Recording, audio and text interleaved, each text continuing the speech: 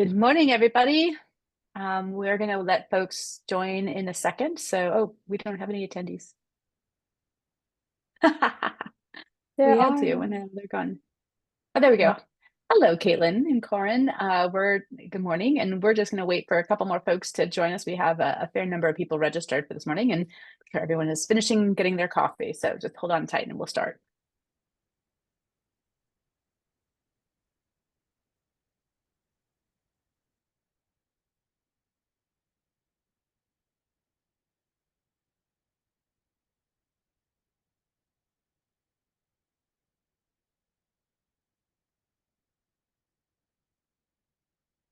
Good morning, folks. Welcome. We'll be starting in just a second. We know folks are going to be joining in here.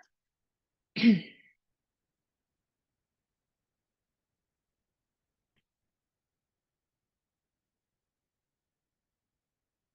going to give people a couple minutes here to join us.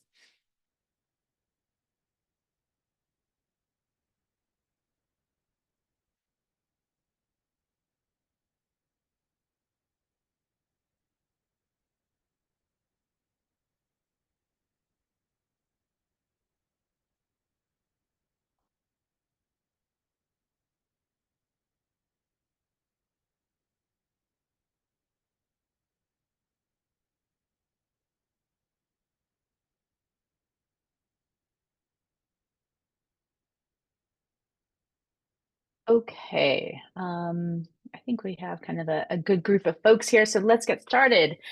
Good morning, everybody. I'm Mindy Craig. I'm with Blue Point Planning, and myself, along with Haley Reda, are from Blue Point Planning, and we're supporting CDFA in doing some engagement and work on sharing out and getting input on the strategy that we're going to talk about today. Just so you know, I know you guys cannot sort of speak at the moment, but you are welcome to use the question and answers. We will be monitoring that throughout the meeting today. And we have multiple places during the meeting where you'll have a chance to provide some input and some, again, comments, and then we'll share at the very end of the meeting places you can continue to have comments after the fact. We hope to get lots of great information today. If you're to know the climate resilience strategy for California agriculture, that is what we're going to be talking about today. Next slide. Our goal here is that we really are using this as well as many different forums to get input from the community on this strategy and how it represents the needs of agricultural community. And really what we're focusing on this set of engagement is the proposed strategy framework. A range of topic areas that we're covering in the strategy, as well as some proposed equity outcomes and how we will envision integrating that into this plan. So input from all of these sessions that we had two yesterday, we'll have additional meetings with other folks throughout the state, will all be incorporated into a draft that will then be available for public comment in the summer of 2025, this summer. Okay, next slide. So today we're going to do a quick introduction with Virginia and Nina, who will be leading our presentation in just a second. They'll be giving a context and purpose of the strategy, like where's the basis of it, where did it come from? And then we're going to step through the climate strategy, the framework and the different elements so you can get a sense of it. And we're going to give you an opportunity, and we hope you think about it as we go through. What are we missing? What kind of opportunities should we look for in the future? And are there any priorities that we should make sure that if you don't see, we should rise up? And then finally, I'll step through some of the equity outcomes and ask you for some input on that. And we'll go through some next steps. So with that, I'm going to turn this over to Virginia and Nina to introduce themselves and to start the presentation. Thanks. Thanks, Mindy. Good morning, everybody. My name is Virginia Jameson. I'm the Deputy Secretary for Climate and Working Lands at the California Department of Food and Agriculture. And I will pass it to Nina to introduce herself. Good morning, everybody. I'm Nina Bingham. I'm a senior environmental scientist with the California Department of Food and Agriculture.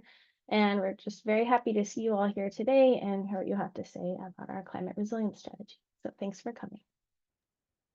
Okay, so first I'm going to take us through some background about how we came to be doing this strategy. So next slide, please. So in 2022, CDFA released a document called Ag Vision for the Next Decade. Ag Vision was a vision setting process that first started in 2008 under the leadership of the State Board of Food and Agriculture, and which has undergone several updates, and this is the most recent one. The document was formulated with input from the state board, a task force that it created, and with roundtable discussions with stakeholders, including farmers and ranchers, processors, supply chain partners, small and underserved producers, nonprofit representatives, and then discussions with other state agencies. This Ag Vision document described a number of key priorities that drive the work of CDFA and serve as a catalyst for collaboration and partnership. The first priority that was named in the document was to foster climate smart, resilient, and regenerative food systems. We are inviting you and encouraging you to check out the Ag Vision document, which can be found on our website. As soon as I stop talking here, I'm going to put the link into the chat. And just for you to know that, the department and various state agencies are already undertaking work to support this priority. But much of it you're probably aware of already, but there's currently not a single document or strategy that encompasses what it will get to that priority of fostering a climate smart, resilient, and regenerative food system. And so that is what we're trying to do. And over to you, Nina. Okay, so it's important to us then that in putting this climate resilience strategy together, we'll pull from these previous efforts and then build from there. So I'll cover some of our previous work, which includes the Farmer Equity Report, the Climate Change Consortium for Specialty Crops, and the Farmer and Rancher-led Climate Change Solutions. Our Farmer Equity Report identifies 4 challenges and a suite of solutions to build resilience to our underserved and most vulnerable farmers and ranchers. The Climate Change Consortium for Specialty Crops focuses on describing climate-related challenges and potential solutions for specialty crop growing, especially focused on changing temperatures, water resources, and pest and pollination challenges. And lastly, our Farmer and Rancher-led Climate Change Solutions highlights input from growers on methods to build climate resilience, emphasizing strategies for main commodity categories of dairies and ranching, perennial crops, and annual crops. And each of these reports documents just a subset of the challenges and actions critical to climate resilience for agriculture. Next slide. So this climate resilience strategy is really designed to present a comprehensive picture of what is needed to build a resilience in agriculture. And this includes incorporation of the previous work that I just mentioned, but also adding in new components to consider, including workforce and economic needs and opportunities, soil and animal health, air quality considerations, energy needs, and more. The intention then is for this document to present a one-stop shop for understanding the challenges, state actions to address these challenges, and then the needed work to continue to build resilience across all elements of agriculture for our state. Next slide. Okay, so we have some additional intentions here.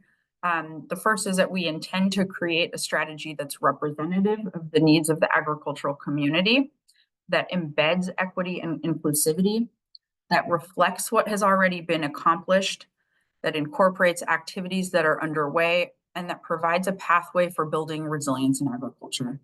All these things will help us better understand where future actions should be undertaken and help us make investments for the most impact. Next slide, please. So our target audiences for this strategy include our agricultural community, our nonprofit and business partners, the general public, and our state's legislature, and also our state agency partners.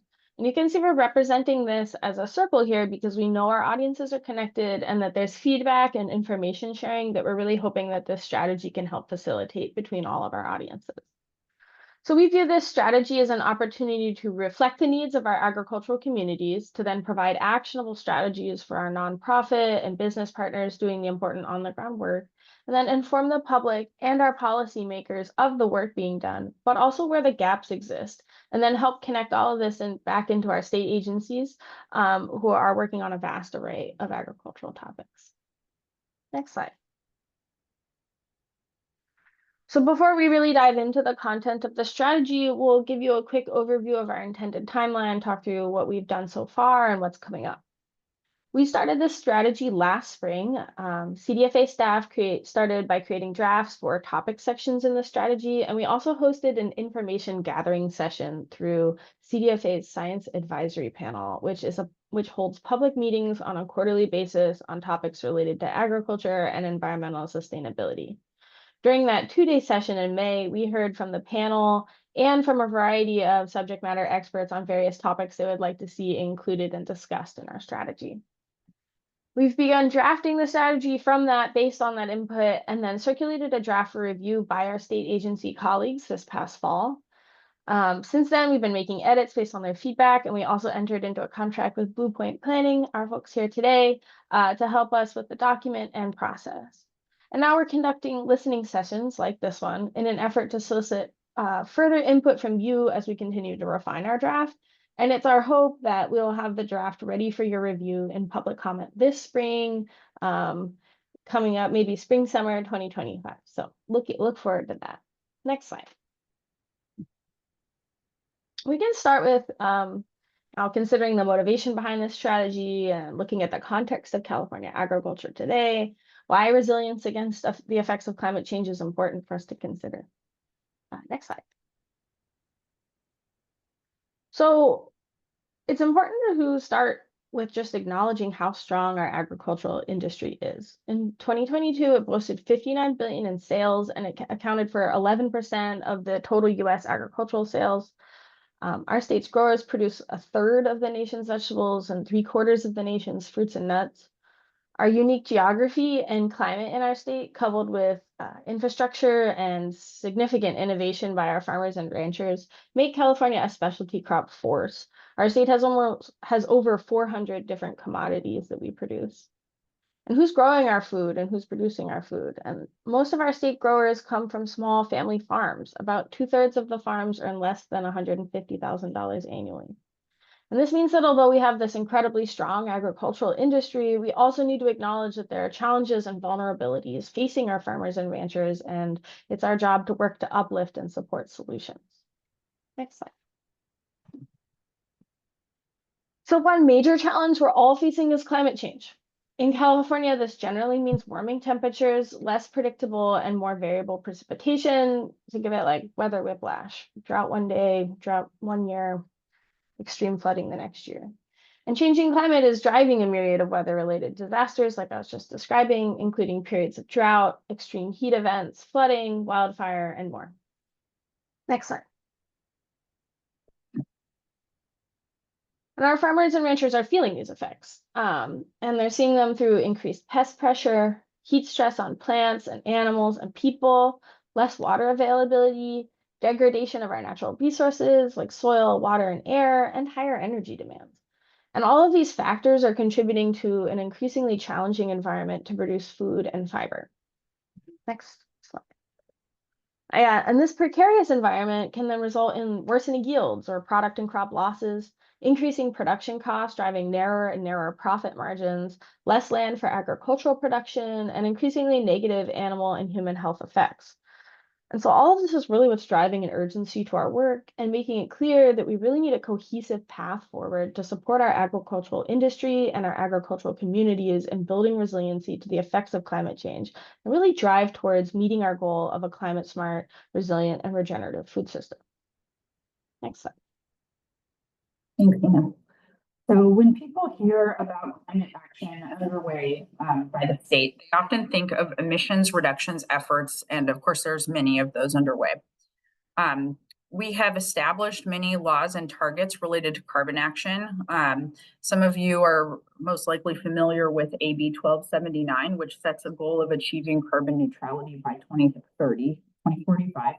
And that legislation built on AB 32, which sets California's first emissions reductions targets, and established the scoping plan process at the California Air Resources Board, as well as the emissions inventory process, which is how CARB tracks progress on emissions, as you see in this graphic.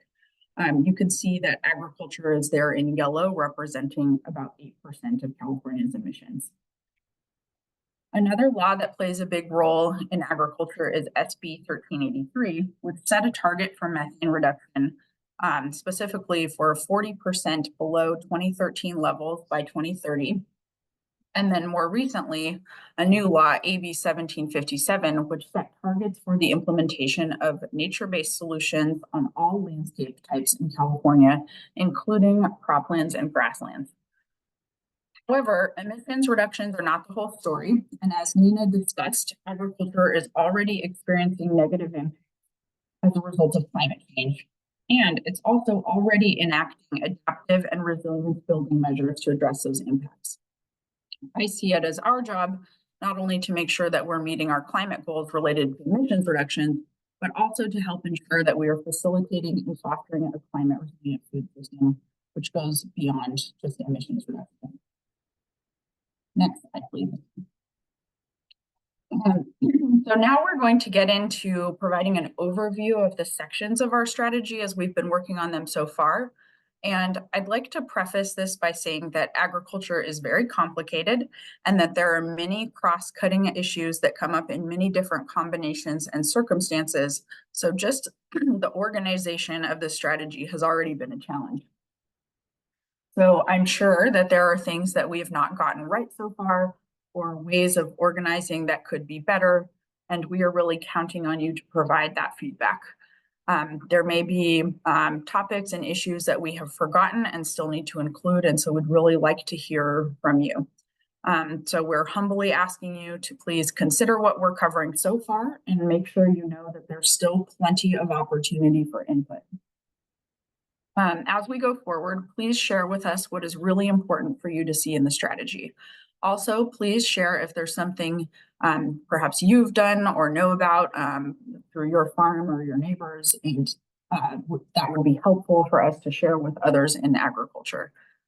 Okay, so here we go, and Nina is going to tell us about the overarching framework. So at the highest level, we've identified 3 themes really needed to build resilience.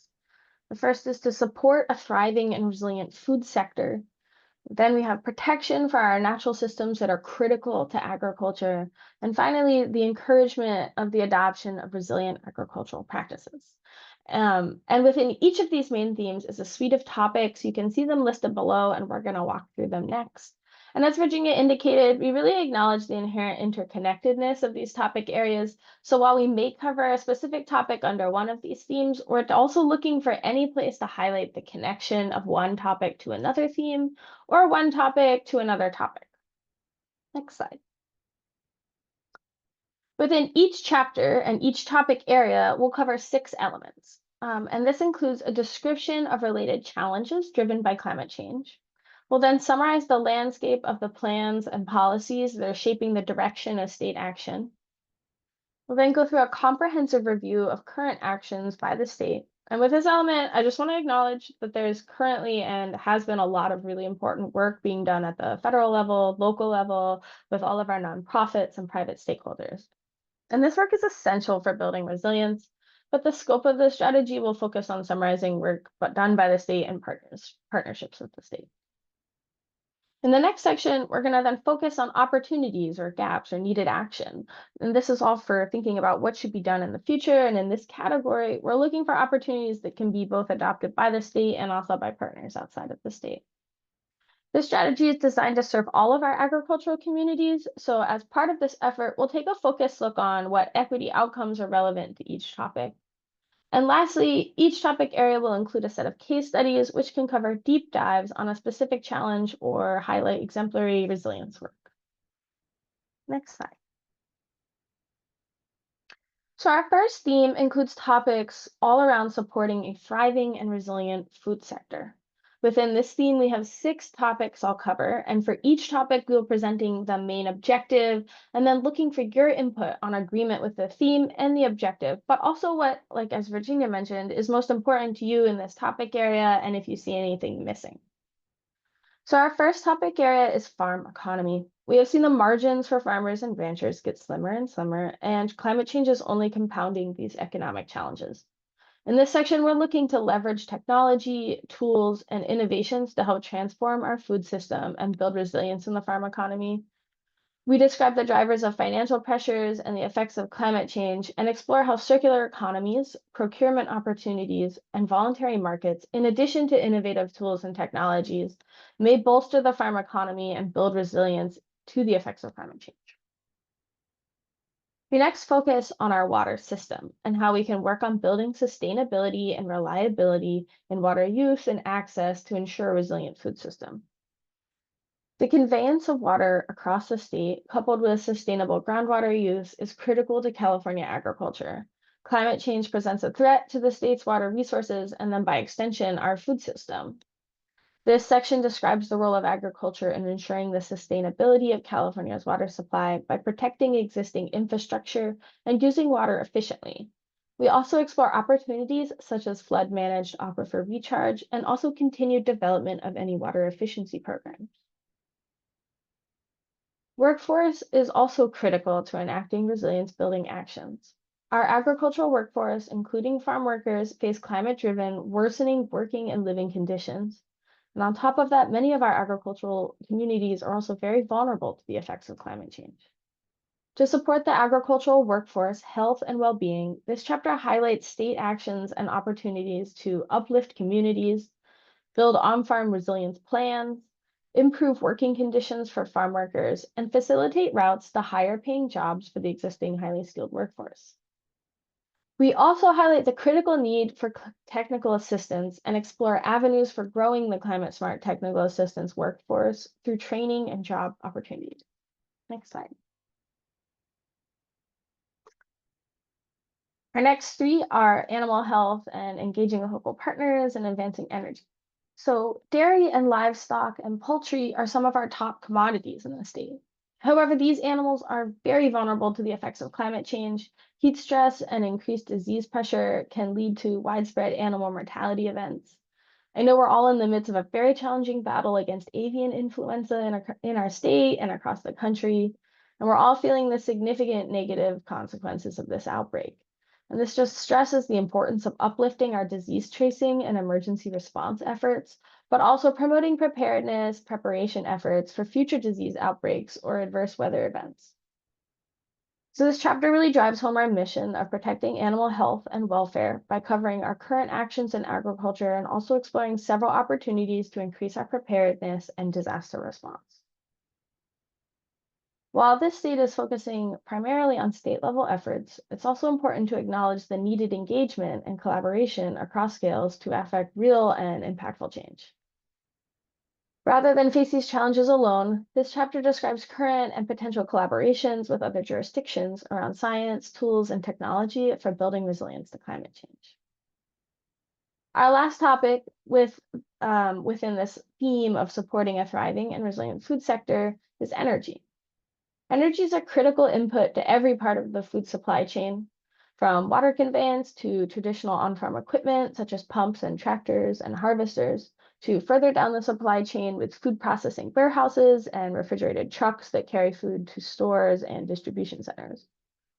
The state has also set electrification targets for the agricultural industry, 25% by 2030 and 75% by 2045.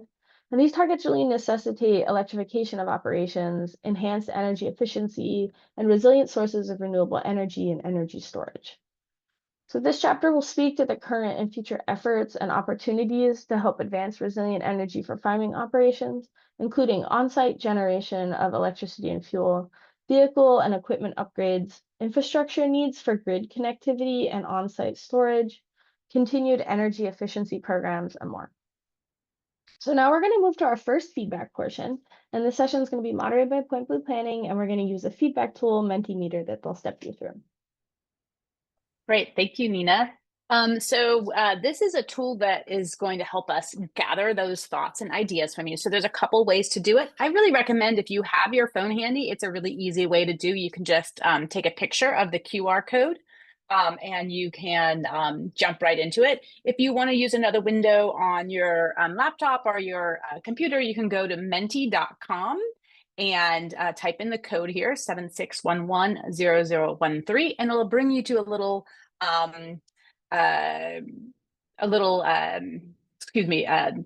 polling program. So we're going to mostly type out our ideas. And so it's a pretty much open forum for you to think about like all of the things that Nina just went over.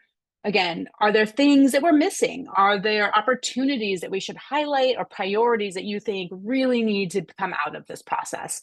This is really a great way for us to start to make sure as we are refining and getting this into a draft form, we are incorporating your ideas. So hopefully you have this. It's also been put into the chat, so you can just click on it really quickly. We're going to go to the next slide, and this is going to allow you to start your elements. So the question is, as again, what is missing from this particular pillar of supporting a thriving and resilient food sector? We'll do this for each of the 3 pillars that Nina presented. And again, it's pretty wide open. You can say or anything you'd like. I also open the Q&A. And so if there's something that you really want to talk about, we can also have a live question and answer on each one of these.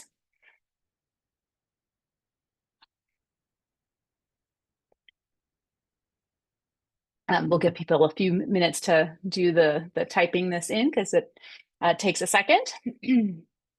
And if you have any of you are having any technical difficulties, can't get into Menti for whatever, or don't have that, just go ahead and click on that Q&A at the bottom of your screen, and you can use that in lieu of Menti.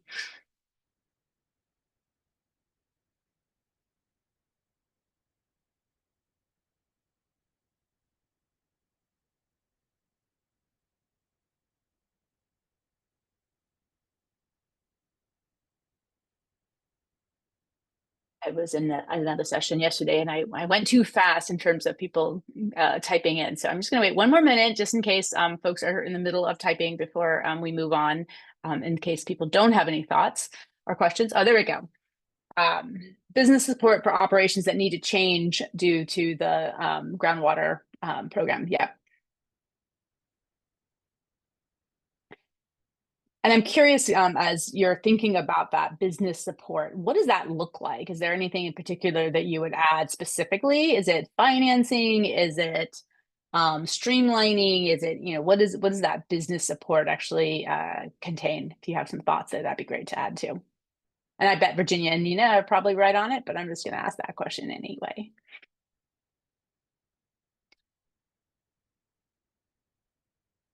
Market support and financing for new crop types with less water usage. Okay, so transitioning and moving to different types. Great. Can you post got it. Okay, so there was a question, can you post a link to the slides? And yes, we will see if I can do that. I don't know if we're able to put it right now, but what I can do is take the verbiage from the pillar and put it in this Mentimeter thing. We might be able to take a screenshot and throw it in there, but I don't know. Haley, what do you think? I just added in our themes if that's helpful. But we could, yeah. Maybe that's if we could get a screenshot. Permitting and streamlining around animal processing facilities. Great. I have a feeling we'll get those other elements in here too. Thank you for the question.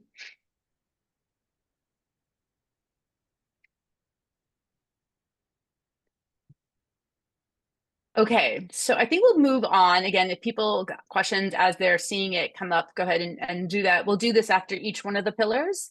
And we can take a moment at the next slide, which is our pillars, and just have people sort of like catch up on that. Great, so these are the 3, and I'm going to let it over to Virginia to introduce the next one, which is the middle one here. Yeah, okay, so I'll try to go a little bit slower. So in this column of protecting natural systems critical to agriculture, we've got 3 things, and I'm going to go through them. But conserving and managing productive farmland, deploying sustainable, adaptable, and integrated pest management, and then boosting biodiversity on farmlands. So if we could go to that specific slide. Okay, cool. So yeah, the next theme of or topic rather, that's near and dear to my heart is conserving productive farmland. And many of you are well aware that California's farmland is is unique, and it's made up of ancient alluvial soils and has various microclimates that allow for the production of fruits and vegetables that in many cases grow nowhere else in the country. And of course, we have many competing land uses in the state. And since the state has been monitoring for farmland loss beginning in 1984, we've seen an average loss of between 40 and 50,000 acres per year.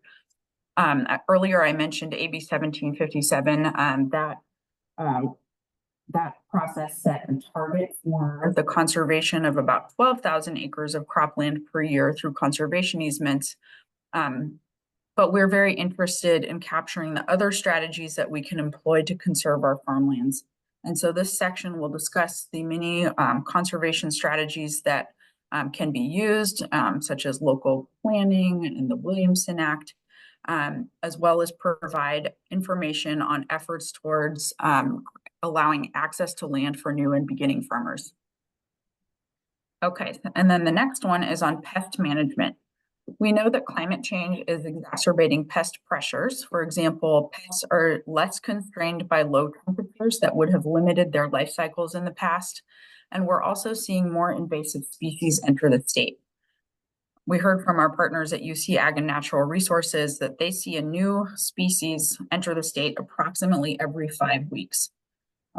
We expect this section to cover the state's efforts under the Sustainable Pest Management Roadmap, which was finalized last year, as well as the need for research and development of new tools and investments in technical assistance and training for integrated pest management. Okay, the next topic is biodiversity. As you all know, the biodiversity crisis and the climate crisis are very much intertwined, and many farmers are already doing a lot to support habitat on farm. And in recent years, the state has provided grants to farmers to install habitat, such as through our pollinator habitat program, which allows farmers to plant pollinator serving hedgerows and cover crops and things like that.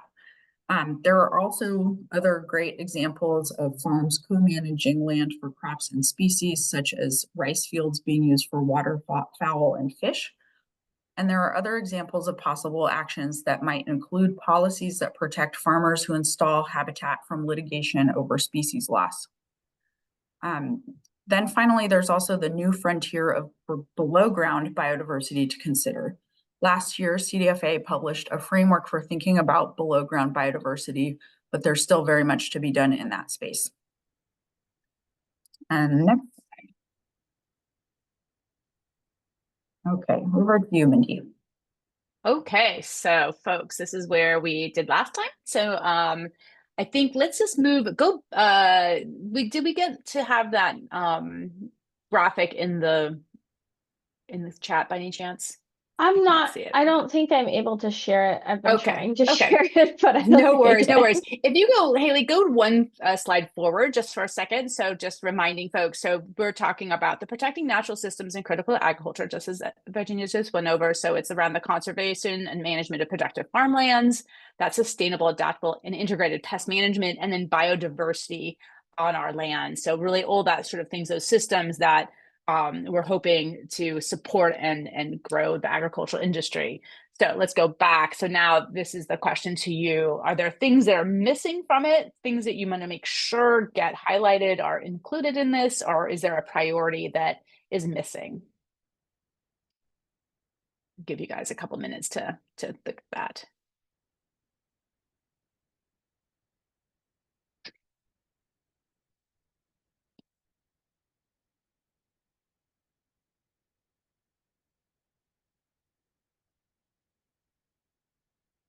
Okay, so bolstered border protections to prevent new infestations of invasive pests, okay? So I would imagine it's borders and also just any other sort of ways that those pests would come in. Yeah, I don't know if anybody has seen our beagles at the airport. They're the cutest pest detectors ever. Ensuring equitable access to conserved farmland. That's great. And we're going to be talking in a little bit about excuse me, about that farmland in one of our equity outcomes. So thank you for adding that. Supporting research to better understand and leverage the role of microorganisms in the building and maintaining of biodiversity. Great, thank you. Preventing pest introduction, so similarly to that other one, and expanding the products available to treat pest infestation. Yeah, great.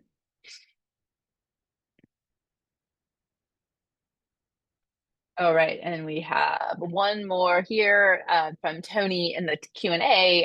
So incentivizing climate smart ag with more direct grant funding for cover cropping, mulching, compost application. We need more grants also for riparian restoration of all lands, which will provide vast biodiversity and water conservation benefits. Great, thanks, Tony. That's perfect. We'll add that into the comments on this one.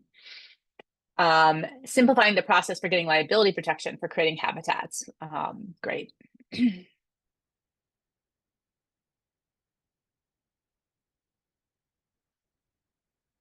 Okay, let's go to next.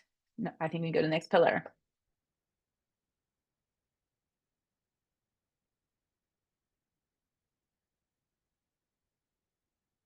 But wait, before we start, we have one more question. We have increased incentives for people to work and steward farm land. Don't know where to add this, just came in. Perfect, thanks. Appreciate that. Great. And thanks for going to this slide with the pillar. So now I'm going to go down the gold column here of encouraging resilient agricultural practices. And you can see that so far in there, we have agricultural practices to support clean air communities, advancing climate smart and healthy soils practices, and improving sustainability of ranching and rangeland management, and then dairy farming sustainability. Okay, so if we could go to slide 26. Thank you. Okay, so on that first one, encouraging on-farm practices, we have 4 topics so far under this theme. I just read them to you. And this is really about practices that can be enacted on the farm or ranch to protect and bolster environmental health and reduce greenhouse gas emissions. So objective 10 is about supporting the reduction of air pollutants. This section will describe investments made by the California Air Resources Board through programs like FARMER, which stands for the Funding Agricultural Replacement Measures for Emissions Reductions Program. And that program provides funding through local air districts for agricultural harvesting equipment, heavy-duty trucks, agricultural pump engines, tractors, and other equipment used in agricultural operations. It will also discuss on-farm practices that can reduce dust, like cover cropping and low dust harvesting equipment. We are also interested in hearing what would be helpful and supportive to agriculture as an industry to continue these efforts. Next, we have advancing climate smart and healthy soils practices. We use those terms somewhat interchangeably, but in general, they refer to practices that build soil organic matter, sequester carbon, and provide resiliency benefits like increasing soil water holding capacity. This is a place where the state has set a target through that AB 1757 process I mentioned to enact 3 million acres of cropland using healthy soils practices by 2045, which means that we need to figure out how to increase the rate of adoption, whether that's through technical assistance, ecosystem and carbon credits, demonstration of how these practices benefit yields and soil health, and perhaps more incentives and so on. So we'd really appreciate your ideas on that. Next slide, please. So on ranching sustainability, there's of course quite a bit of work happening throughout the state to demonstrate what can be achieved through livestock grazing. This includes wildfire fuel reductions, both on and off ranch, rotational and prescribed grazing to increase forage quality and encourage plant and soil health, the reforestation of oak woodlands and riparian restoration. But also we're really interested in hearing about efforts for reducing enteric emissions such as vaccines and breeding programs. And then finally, for dairy sustainability. Again, this is an area where the state and the dairy industry have both done quite a lot of work to incentivize practices that reduce methane, from alternative manure management practices to anaerobic digesters to research into ways of managing enteric emissions. but there's more to do. So again, your thoughts would be appreciated. Okay, and now we're going to go to another Mentimeter. Thanks, Mindy. All right, great. So let's do that again. Haley, just go back to those pillars on the next slide. Oh, we don't have that there. Just quickly go backwards. There we go. So a lot of good stuff in this one. So this is again on encouraging resilient agricultural practices. So it's that clean air piece, that dust element, this climate smart and healthy soils practices, improving sustainable ranching and rangeland management, and increasing our dairy farming sustainability.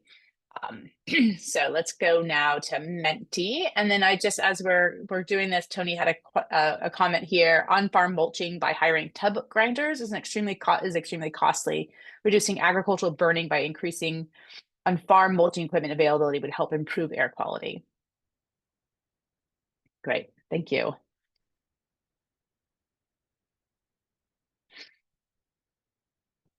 All right, we'll give folks would you be able to show chapters 10 and 11 again? Yeah, there you go.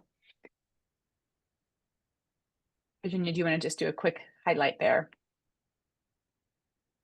Yeah, so again, in 10, we talked about efforts the state is supporting through programs like Farmer at the Air Resources Board for reducing emissions and particulate matter from equipment, and also on-farm practices like that can lead to dust reduction.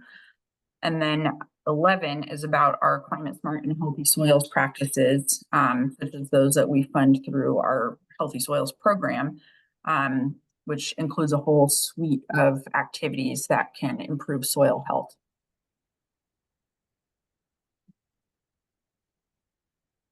Great. Okay, so a couple of those.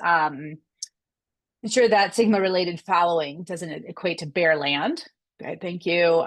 Providing financial assistance for farmers to invest in high-cost electric field equipment and charging infrastructure. Yeah, great. Those are good pieces on our energy elements.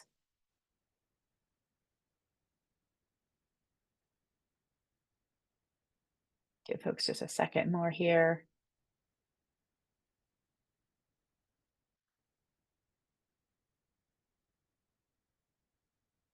Okay, there we go. Help the ag producers overcome the challenges of transitioning to electric, given sometimes sequence of the PSPS. Absolutely. Batteries. Hezavisha, where do I write my comments? This is fine. You can definitely do that here. You could also do it in Menti if you didn't, but understand that livestock grazing can initially, especially for restoring degraded lands, but generally overall unpopular, but increase the amount of domestic livestock, favoring more diversity and wild nature. Appreciate that.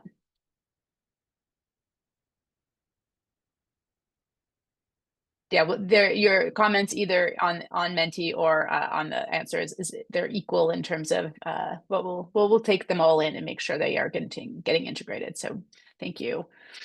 Okay, I think we're going to move on unless anybody has additional questions, drop it in there. Okay, assistance in transitioning high energy manufacturing processes to carbon free. Okay, so not dissimilar from some of the other things, but yes, the high energy manufacturing costs and moving what does that look like? Great.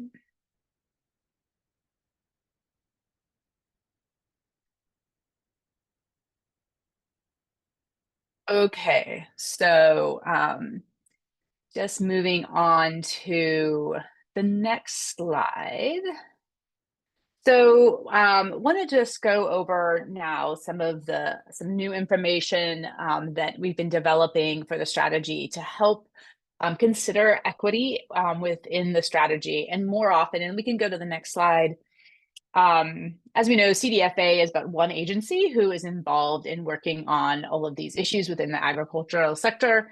And so this effort is really to try and create some consistency and some common vocabulary and approaches to thinking about what those equity outcomes should be and how we actually integrate that into the ag sector. So what we're doing is trying to create an element within the plan that lays these ideas out and then ultimately will help do that consistency check and guiding plans and programs and policy developments in a consistent way around equity. And if just as a note, we've used initiatives to sort of encapsulate all of those elements. And when I say initiatives, it means all of those plan, program, policy, resources, whatever. It's sort of an umbrella term there. Next slide. So to start this, and we're open to any input here in terms of what's missing or what we should, the sort of nuances we should be considering. So we're going to do the same thing with the Menti in a second. So have your thinking caps on. We have these 6 areas. So financial viability, just transition capacity, accessibility, health and well-being, accountability and transparency, and cultural relevance. And we've started to define each one of these areas and how we might start to think about that within this agricultural strategy on climate resilience. So we're going to step through sort of our initial ideas on that. And then we can have any feedback from all of you. So let's go to that next slide.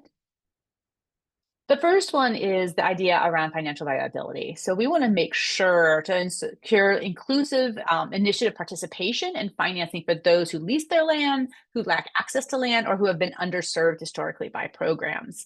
Nina mentioned the equity study that has been done by CDFA, and there's a lot of information that was gained from this. So this idea around challenges around land tenure and short-term leases, the high upfront costs, purchasing land and leasing land, and then just the difficulty in participating in some of the programs really all say we need to really think about financial viability as something to set this up.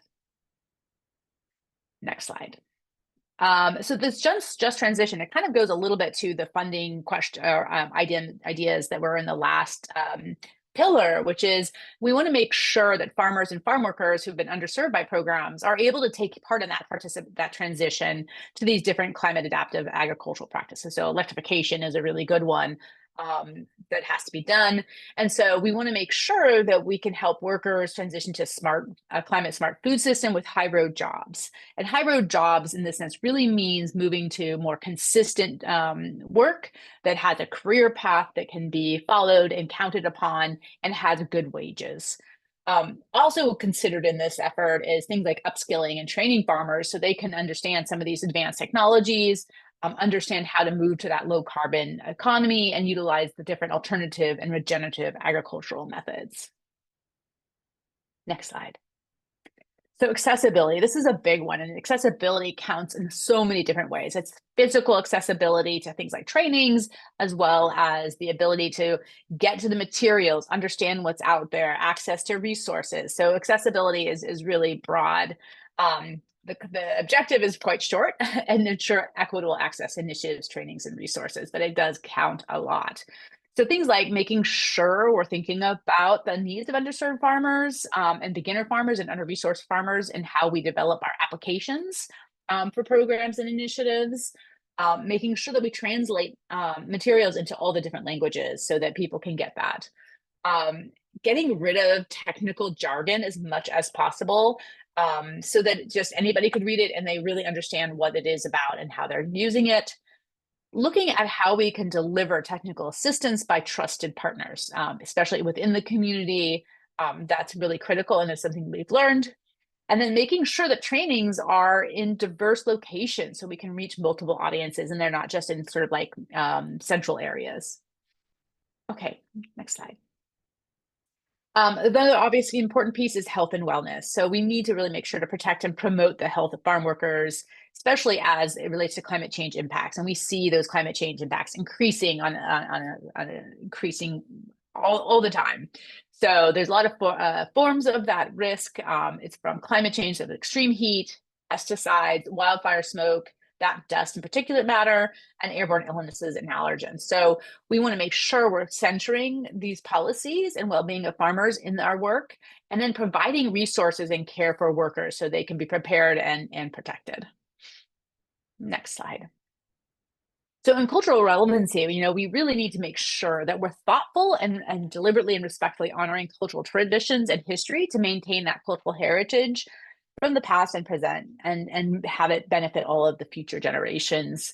Farming and ranching is a long-standing field, we know, and there's so many different groups and ethnicities and cultures that are represented within this sector. And so how do we make sure we manage and keep those traditional practices and ecological knowledge? Make sure that when we're creating initiatives aimed at sustainable farming practice, they incorporate that traditional knowledge. And we also support all kinds of culturally relevant farming practices. So it's not it really does reflect that diversity. Next. And last, but certainly not least, we've heard this a lot, is making sure we have accountability and transparency. So if we are in fact developing outcomes for equity, we need to monitor that and measure it so we make sure we're getting the full value of that impact. So we have to have clear metrics and clear ways of tracking and thinking about this. So we want to see that implemented. And we also make sure that it's transparent so all of you can hear and see what that might look like. Okay, so we're just going to do first a quick little pulse. Like, are these going in the right direction? Does this seem kind of right? So you can I think it's a scale of 1 to 10. Just tell us what do you think on that?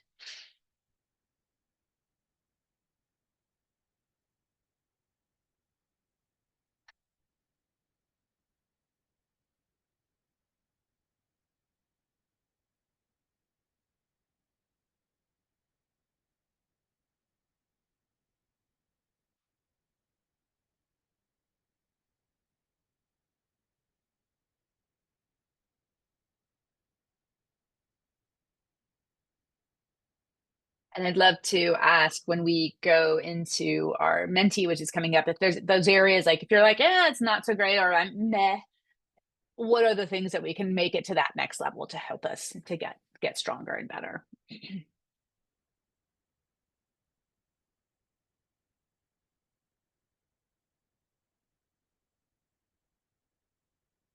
Okay, I'm going to move us next to the open-ended questions or comments here. So again, just you guys are all experts now at this one. It's just opening up the concept here. So accessibility should also consider the access to grants and funding opportunities that are easier to identify. Great.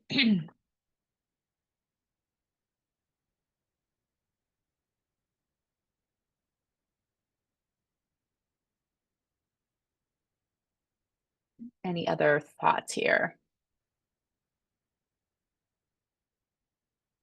And I think one of the things we're also exploring in this one is how we can, what are some of the considerations we should have? So let's see, there's two here. One is in the Q&A. So for helping traditional cultural farming practices, just continuing supporting small, more ecological farms over too commercial operations, like a CAF does. Okay. SFA and AGPA that our equity analysis should receive mentorship at first time staff hires. Okay, great. So yeah, making sure that it's not just for the programs, we need to make sure that it also includes individuals and they understand how that works. So I think that's a really good point.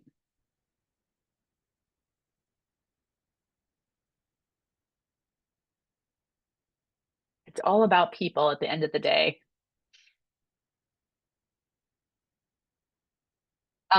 Performance evaluations for first time SSA ag should not be as harsh, need better retention and support from their management. I think there's a story there.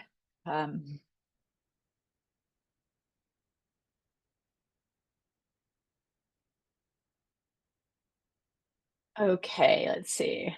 Anything else from folks? All right, let's go ahead and we can move to our next slide. And just taking a pause, I just want to make sure, we're gonna go through our next steps and wrap up here.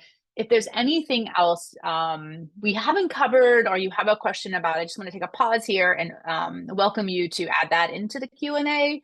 And Nina and Virginia would be very welcome to happy to answer that for you. So as I'm going through these next slides, feel free to continue to ask some questions if it comes to you as we're finishing that up. Okay. So this is where additional feedback can happen. So you might be thinking about things in your head and may not have everything formed. We're welcoming you to continue the conversation. So there's a couple ways you can do that. Again, you can use your phone and scan that QR code, and it'll take you to a comment card. It's a survey, but it's really just one big comment. And then we'll continue to have these conversations with other organizations and other stakeholders throughout the spring. And that will all get repackaged into a draft that will go back out to stakeholders in the summer for rounds of comments on the details and specifics. Information, these slides and other things will be posted on the CDFA website. The link is here, and we can throw that into the chat if we want as well. And you can also email Virginia and Nina at theclimate@cdfa.ca.gov, and they will be happy to answer your questions. All right, I'm not seeing any additional questions here. Nina or Virginia, do you have any last thoughts before we wrap up? Just that I really appreciate everybody who's taken the time to be here with us today and make comments. And again, if you didn't have a settled thought on what you wanted to say today, we would really appreciate you sending in any additional thoughts. But thank you again for being here. Yes, thank you all. We appreciate your time and your input. Have a great day.